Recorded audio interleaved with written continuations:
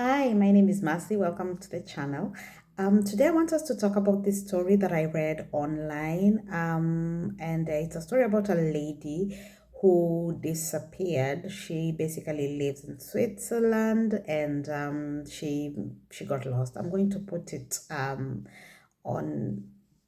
down there somewhere so that you can actually watch the video, and if you know where she is, or hopefully she gets found.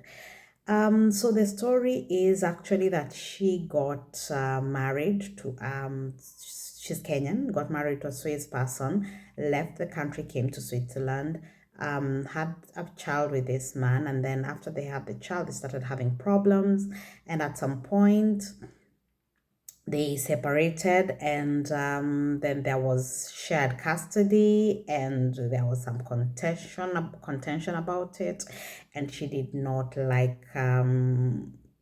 want him to see the child. Then the child was taken away from her, and I mean the story is not that clear, to be honest. But then again, most of these court cases, they are not, you can't really, there is no like cover blanket. So sometimes you might want to say that that's not how it goes based on your experience, but you never know. You don't know her full circumstances, and I genuinely doubt that she was telling her family her full circumstances.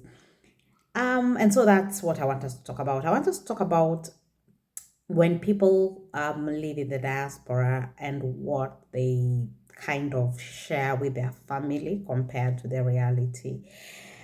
Now, I know quite a few people, me included, who, when I'm going through hardships, I would rather not share it. I would rather not share the entire story with my people back home, especially with my mother.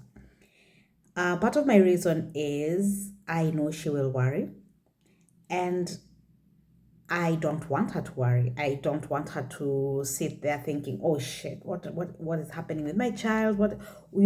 How can I help?" I don't want her to feel helpless. So I would rather just tell her, "Oh, we're fine, and everything is fine, and everything is fine, and everything is fine, even if things are not fine."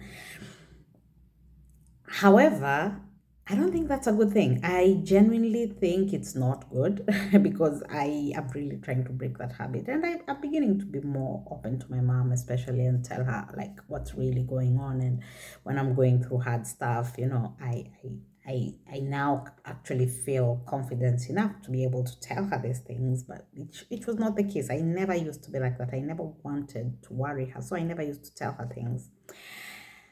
Um, so unfortunately, this is not the case for majority of the people. Majority of the people want to give a rosy picture back home. Maybe you come from a place where people are very disadvantaged and they depend on you. You don't want to seem like that sibling who is always lying about how stressed they are, how much money they don't have. You don't want to seem ungrateful. You don't want to seem like you're complaining. So you keep telling them how things are fine when they're not.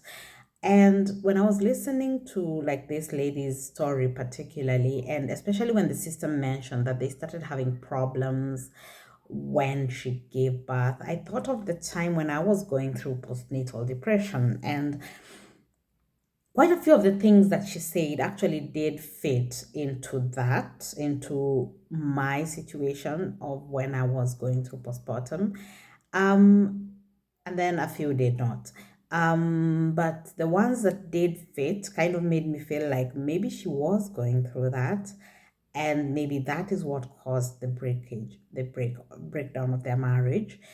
And because not all marriages survive um, stressful times, and maybe she just never got treatment after that, and I'm still hoping and praying that she is alive and that she will be found alive. I mean, from the many different WhatsApp groups, there have been messages of sightings that she's been seen in different places, so hopefully somebody will find her and her family will get the real answers. But then back to what I was talking about. Some of the things that we say them in bits, not because we are trying to create, sometimes it's because we're trying to create a rosy picture. You don't want to just you don't want to be that diasporian, which really annoys me. I don't want to be that diasporian who's always telling people how hard things are in Europe, and yet you are not leaving. You're just always there online telling people, oh, life in Europe is so hard. But then you never go anywhere. You're just there. You're just in Europe. Year in, year out, year in, year out, but you're always complaining about how bad Europe is. Oh, Europeans are horrible. Oh, Europeans are horrible. You can't live here. You can't survive here. But then you're never going anywhere. So I don't want to be that kind of a person. But then you also don't want to be that kind of person who is complaining and not acknowledging your privilege. And I think that's the hardest part, because when depending on your character, depending on yourself, because I am the type who would not want my mother to worry about me. I really wouldn't. And I'm the type who always thinks that I have it under control. It's going to be okay tomorrow. And then tomorrow arrives and it's still not okay. And then I'm like, oh no, I should have said this yesterday. But well, now that we're here, So slowly by slowly, things like that can make somebody feel like now it's too late. There's nothing for me to say. It's already too late. I should have said this a week ago, but I did not say anything. So now it's too late. Let's just keep quiet. And unfortunately, that's how many times things roll over. The sad part is this woman had been married to that man for 7 years, hardly had any photos that she had sent to her family members, hardly had anything on social media. So now people are going based on one photo, and hardly had any friends that that like her mother can contact or something like that. I think I always have a friend or two who my mother has their numbers, so that just in case I disappear, my mom can send a message and go like, I haven't heard from her in a while. Do you know if she's okay? And they would tell me, Mercy, listen, your mom has been looking for you. Why are you not calling her? Something like that. It's never happened, but just in case that happens. And also, if something were to happen to me, I wouldn't want my mother to receive a phone call from somebody she's never talked to. I wouldn't want my mother to receive a phone call about something bad happening to me from a Swiss person who probably wouldn't have, I don't know, I'm not saying that they're but culturally they're different. I would rather my mom had any bad news about me from somebody who will explain it to her in a way, in a culturally sensitive way. So small things like that make me want to be with people. Sometimes I sit around and I'm like, I can't deal with people. I don't want to be with people from my community, because it also comes with its own burdens. There is really a lot of, I don't know, clashing between people. But I can honestly say that for me, it's nice. It's nice so far. And I mean, that's just how it is. It is what it is.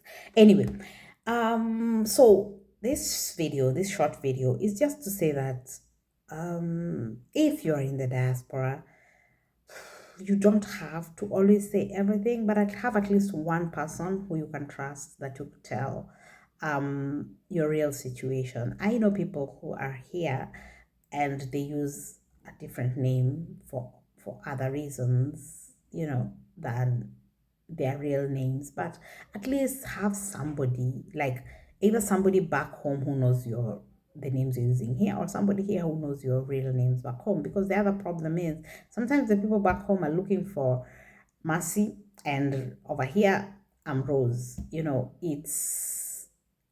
It can be different. So the world is not easy, and it's hard to find people to trust.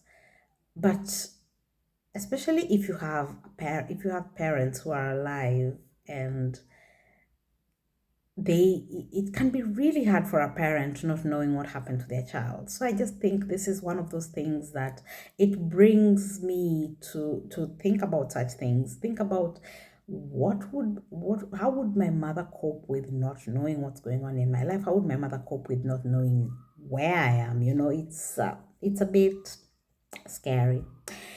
Anyway, that's all I have to say for this, which was supposed to be a 5-minute video. Why it's 10 minutes, I don't know. And now I'm making it longer because I'm complaining about how long it is.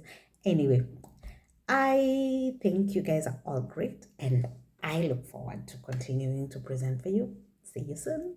I'm beginning to like the way I'm learning how to do this, because now I've discovered that this angle is actually really good. It shows just enough without showing too much.